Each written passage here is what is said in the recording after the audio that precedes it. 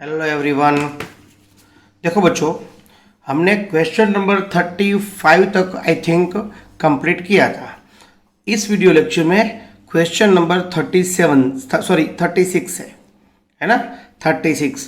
देखो बच्चों, पूरा क्वेश्चन आप अच्छी तरह से पढ़ लेना, क्योंकि ये परफेक्ट सम है फर्दर चैप्टर के लिए। क्योंकि जो फर्दर चैप्टर में है उसमें आपको ये तीन ही आपको बनाना पड़ेगा।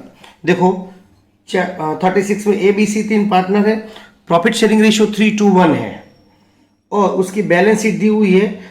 उन लोगों ने 1 अप्रैल 2017 से उसका रेशियो चेंज करके क्या कर दिया, उसका रेशियो चेंज करके 4:3:3 कर दिया।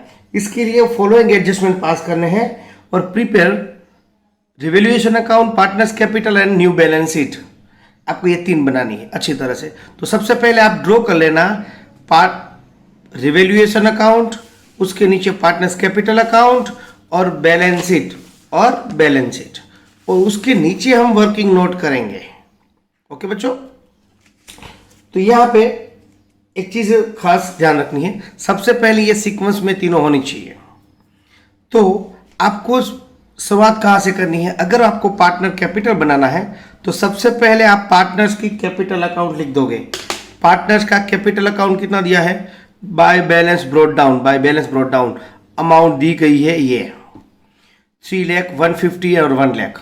ये तीनों की कैपिटल है बच्चों, तीनों की कैपिटल। तो पहला स्टेप आपका ये होना चाहिए कि बैलेंस शीट में से कैपिटल पुट अप कर दो। अब शुरुआत करते हैं एडजस्टमेंट, हमारा सेकंड स्टेप में आप एडजस्टमेंट सब सोल्व कर लेंगे, है ना। देखो बच्चों, ये स्टेप में आप जाओगे ना तो आपका बहुत कम टाइम में ये सम 8 मार्क्स वाले सम कंप्लीट हो जाएंगे, है ना। तो सबसे पहले क्या करना है, आपको बैलेंस पुटअप करनी है तीनों की, आपको ऑलरेडी गिवन होगी। ओके, सबसे पहला एडजस्टमेंट है premises will be appreciate 10% and stock by 10,000। अच्छा, प्रीमाइसिस एप्रिशिएट हुई तो मतलब बेनिफिट हुआ, तो हम रिवैल्यूएशन में क्रेडिट लिखेंगे बाय प्रीमाइसिस 10% के हिसाब से 3 लाख का 30,000। ओके बच्चों, तो ये एंट्री हमारी हो गई, क्योंकि बेनिफिट हुआ तो असेट इंक्रीज हुई तो क्रेडिट साइड। अच्छा, अब 3 लाख की प्रीमाइसिस 330 की हो गई, तो आपको बैलेंस शीट में, जो हमारी बैलेंस शीट होती है उसमें न्यू वैल्यू लिखनी है 3,30,000, है ना। ये न्यू वैल्यू हुई, 3 लाख थी और इंक्रीज होगी, ये न्यू बैलेंस शीट बन रही है। तो यहाँ पे हम न्यू वैल्यू ही शो करेंगे, asset as well as liability. तो प्रीमाइसिस की अब न्यू वैल्यू क्या हो गई?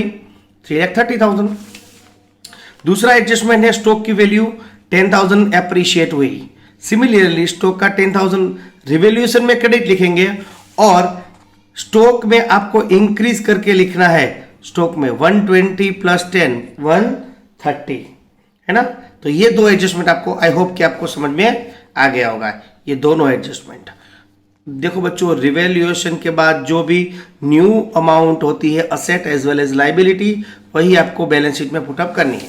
ओके, थर्ड एडजस्टमेंट हमारा है पीएफडीडी मेंटेन 4% ऑन डेटर में 4% मेंटेन करना है।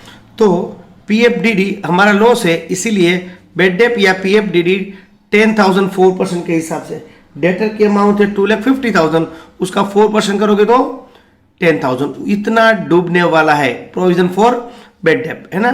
तो इस तरह से 10,000 यहाँ पे बच्चों, यहाँ पे पीएफडीडी लिखना, पीएफडीडी, ओके 10,000।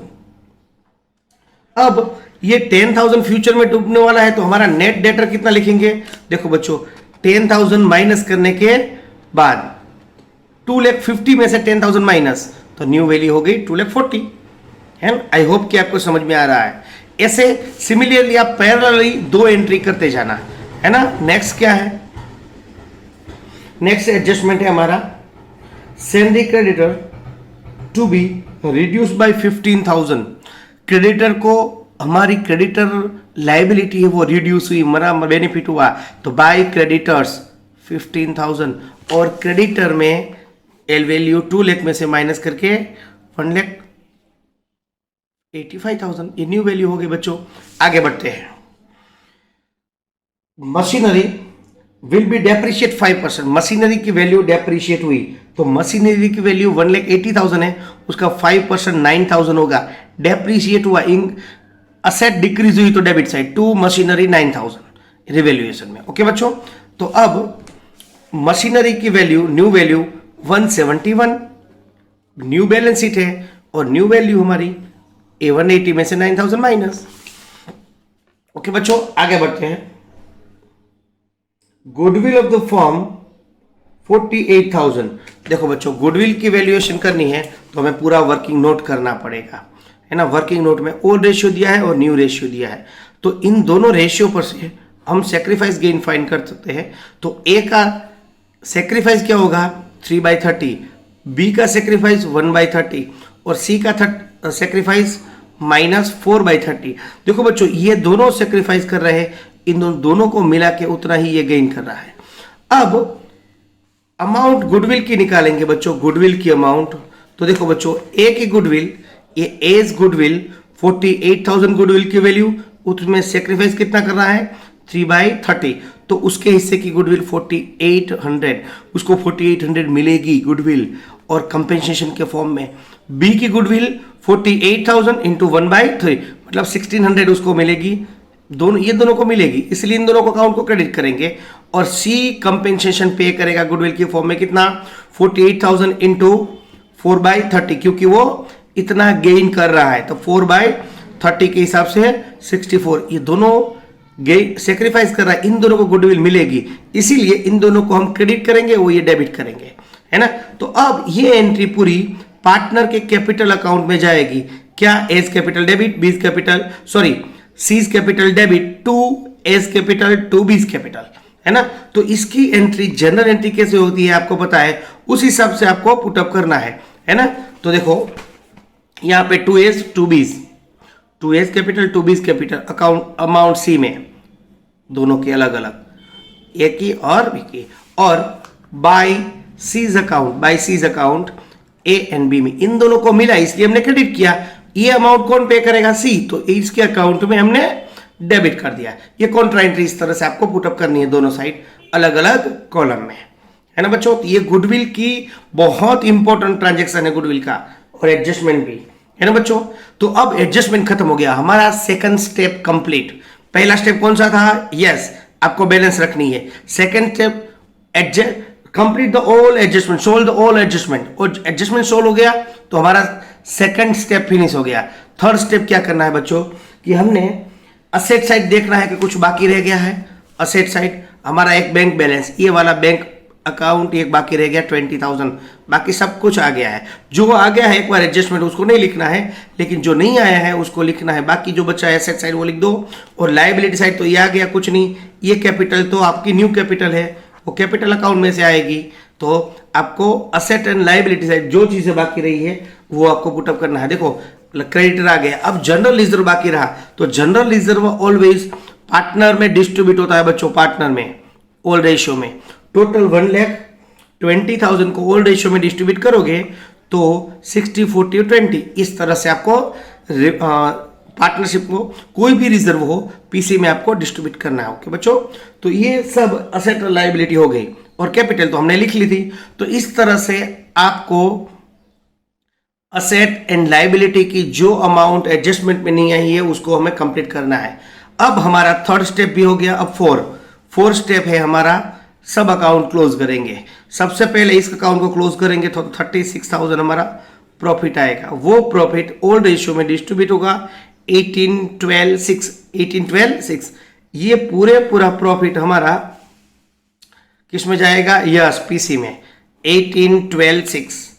वापस हमको इस कैपिटल अकाउंट को क्लोज करेंगे तो इसका टोटल आएगा 3,82,800, 2,36,000 और 1,26,000। ये टोटल यहाँ पे पुटअप करेंगे और इसकी बैलेंसिंग अमाउंट निकालेंगे तो ये आएगी। देखो इसमें तो कुछ माइनस करने की जरूरत नहीं, इन दोनों में सिर्फ इसमें माइनस करें तो इसकी अमाउंट रिड्यूस होगी, बाकी ये दोनों अमाउंट सेम आएगी। तो इसको बोलेंगे बैलेंस कैरी डाउन। ये बैलेंस कैरी डाउन मेरी न्यू कैपिटल है मेरे फॉर्म की, तो वो फॉर्म की जाएगी न्यू बैलेंस शीट में। तो ये बैलेंस शीट में हमारी न्यू बैलेंस होगी और टोटल होगा, इसका अंदर लिखना है पहले टोटल को बाहर, है ना 7,06,000। ओके बच्चों, इस तरह से आपको ये पुटअप करना है और अमाउंट का टोटल करोगे तो दोनों साइड सेम आएगा, मतलब आपकी बैलेंस शीट करेक्ट है ना। तो इस तरह से आपको शो करना है बच्चों। याद रखें कि आप एक भी एडजस्टमेंट मिस नहीं करें और गलत तरीके से सोल्व नहीं करें, वरना बैलेंस शीट का टोटल नहीं आएगा बच्चों, है ना। और एक बात खास याद रखो बोर्ड में कि सबसे पहले आपको जो डिमांडेड है, मतलब revaluation, partner capital and balance sheet, वो पहले करना है। उसके बाद आपको वर्किंग नोट शो करनी है। बहुत बच्चे वर्किंग नोट पहले कर देते हैं और रॉन्ग मेथड है बच्चों, है ना। वर्किंग नोट ऑलवेज नीचे होती है, मतलब सब अकाउंट लेजर खत्म हो जाता है, उसके बाद वर्किंग नोट आपको करनी है। ओके बच्चों, ये मोस्ट इंपॉर्टेंट थिंग्स है, आप बोर्ड के लिए याद रखना। ओके बच्चों, और जनरल एंट्री गुडविल की आपको कंपलसरी करनी है। जनरल एंट्री गुडविल की कंपलसरी करनी है, जो मैंने यहाँ पे नहीं की है वो यहाँ पे कर देता हूँ। क्या अकाउंट है? C's capital account to A's to B's, और इसके हिसाब से आपको पुटअप करनी है पीसी में एंट्री। ओके बच्चों, तो ये क्वेश्चन नंबर था 36। अब बच्चों क्वेश्चन नंबर हम 40 देखेंगे। क्वेश्चन नंबर 40, अब देखो क्वेश्चन नंबर 40 में क्या है देख लेते हैं। क्वेश्चन नंबर 40 में Asha, Reena and Chahat are the partner, profit sharing ratio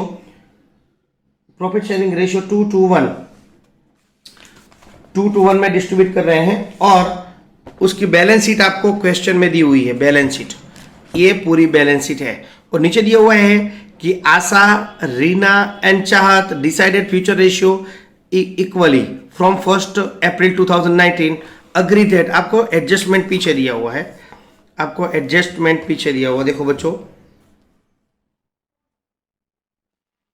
goodwill of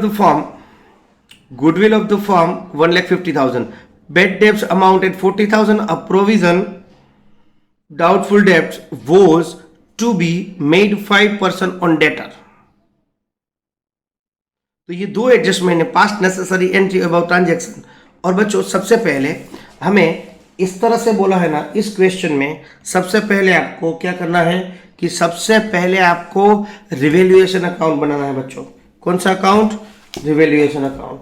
revaluation account के बाद ही आप जो करना चाहते हैं, जो जनरल एंट्री करना चाहते हैं, उसको कर सकते हैं। तो क्वेश्चन नंबर सबसे पहले क्वेश्चन नंबर में सबसे पहले रिवैल्यूएशन अकाउंट।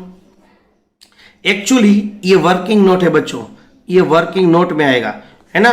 मैंने जनरल एंट्री यहाँ पे की हुई है, हाँ। आप वर्किंग नोट में ही रिवैल्यूएशन अकाउंट बनना।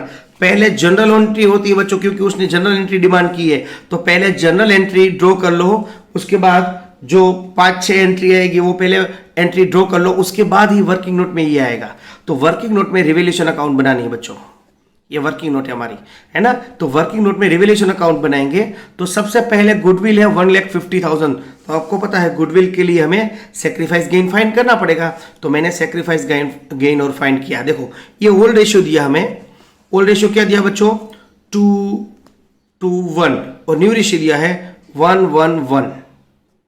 ओके, आशा सेक्रीफाइस करेगी कितना? 1/12, ये भी 1/12, और गेन कितना करेगा, है ना। चाहत गेन करेगा 2/15। ओके बच्चों, ये दोनों सेक्रीफाइस, उतना ही गेन। तो अब गुडविल की अमाउंट इन दोनों की सेम ही आएगी। गुडविल की अमाउंट, टोटल अमाउंट है 1,50,000, उनमें से उसका सेक्रीफाइस कितना है उन दोनों का? 1/15, मतलब 10,000 के हिसाब से 10,000 दोनों को मिलेगा। ये 10,000 देगा, ये भी 10,000 मिलेगा, उसको भी ये भी 10,000 मिलेगा, और टोटल 20,000 चाहत। देखिए उसकी जनरल एंट्री क्या होती है बच्चों, हमें पता है कि सेक्रीफाइस पार्टनर क्रेडिट होता है और ये डेबिट होता है, गेनिंग पार्टनर। तो Chahat account debit 20,000 to Asha account, to Reena account 10,000। ये दो अमाउंट की आपको इसकी एंट्री कंपलसरी करनी है। पूछा कि नहीं पूछा, अगर बोला है कि नहीं बोला है, फिर भी आपको इसकी एंट्री कंपलसरी करनी ही है। तो ये एंट्री होगी बच्चों, है ना। अब दूसरा हमारा जो एडजस्टमेंट है, उसने बोला है कि बेड डेब्ट्स अमाउंटेड 40,000, बेड डेब्ट हमारा अमाउंट 40,000 है, और प्रोविजन कितना करना है? 5%। कितना प्रोविजन करना है बच्चों? 5% प्रोविजन करना है। अब एक बात आपको ध्यान रखनी है बच्चों, आपके पास ऑलरेडी पीएफडीडी कितना पड़ा है 20,000। आपका बेड डेप देखो बच्चों, यहां पे एक ध्यान देना, मैं वर्किंग नोट में समझा रहा हूं, ये बेड डेप है, रफ में समझा रहा हूं, ये बेड डेप है हमारा 40,000 है, लेकिन इसके लिए हमने एक रिजर्व रखा है पीएफडीडी हमारे पास 20,000 पड़ा है। तो अब ये लॉस के लिए इतना तो रिकवर हो गया, तो हमारा एक्चुअल लॉस कितना हुआ बच्चों 20,000 है ना। तो एक्चुअल लेस 20,000 ये हमारा बेड डेप हुआ, इतना बेड डेप कंसीडर करेंगे, क्योंकि हमने रिजर्व में जो रखा था वो 20,000 है, वो उसके लिए तो रखा था हमने, इसीलिए इसको रिकवर करने के बाद जो हमारा बेड डेप होगा वो 20,000 ही होगा। तो हम बेड डेप लिखेंगे, सबसे पहले रिवैल्यूएशन में हमारा लॉस है वो बेड डेप 20,000 बच्चों, 20,000 है ना, 20,000। ओके बच्चों, दूसरा हमें 5% मेंटेन करना है, 5% नेक्स्ट ईयर के मेंटेन करना है।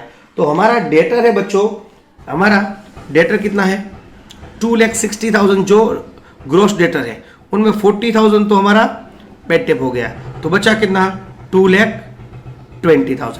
2,20,000 का 5% करोगे तो 11,000 आएगा, तो 11,000 हमारा पीएफडीडी है ना, पीएफडीडी 11,000, तो वो भी हमारा लॉस हुआ, तो पीएफडीडी भी डेबिट साइड रिवैल्यूएशन में 11,000। ओके बच्चों, तो अब कोई एडजस्टमेंट नहीं है, इसीलिए आप इसको क्लोज करोगे तो लॉस आएगा 31,000 का, वो डिस्ट्रीब्यूट करेंगे ऑल रेशियो में, तो 12,400, 12,400, 6,200, तो हमारा रिवैल्यूएशन पहला वर्किंग नोट क्लियर, ये वर्किंग नोट और ये दो वर्किंग नोट हमारी क्लियर हो गई बच्चों। अब हम जाएंगे जनरल एंट्री की ओर। तो सबसे पहले हमने एक जनरल एंट्री तो कर ली है ना, ये भी जनरल एंट्री आपको जनरल एंट्री के साथ ही करनी है। तो पहली जनरल एंट्री देखो बच्चों, पहली जनरल एंट्री रिवैल्यूएशन की जनरल एंट्री होगी, और रिवैल्यूएशन की ऑलवेज 3 एंट्री होती है, 3 ही एंट्री, एक debit side, credit side, profit या लॉस की तीसरी एंट्री। एक डेबिट साइड हम करेंगे तो revaluation account debit to bad debt to PFDD, ये दो डेबिट साइड है, इसीलिए जनरल एंट्री कुछ इस तरह से होगी बच्चों, रिवैल्यूएशन अकाउंट डेबिट, क्योंकि रिवैल्यूएशन डेबिट साइड ही लिख रहे हैं, तो ये दोनों 2 वाले हैं, टू बेड डेप टू पीएफडीडी है ना 31,000, और लॉस की एंट्री हर एक के अकाउंट में डेबिट और रिवैल्यूएशन क्रेडिट है ना, लॉस डिस्ट्रीब्यूट किया ना बच्चों, तो लॉस डिस्ट्रीब्यूट की एंट्री, क्योंकि उतनी कैपिटल तीनों की डिक्रीज होगी, तो तीनों पार्टनर क्या करेंगे, तीनों पार्टनर को हम क्या करेंगे डेबिट करेंगे, और रिवैल्यूएशन को क्रेडिट, ये 3 पर एंट्री।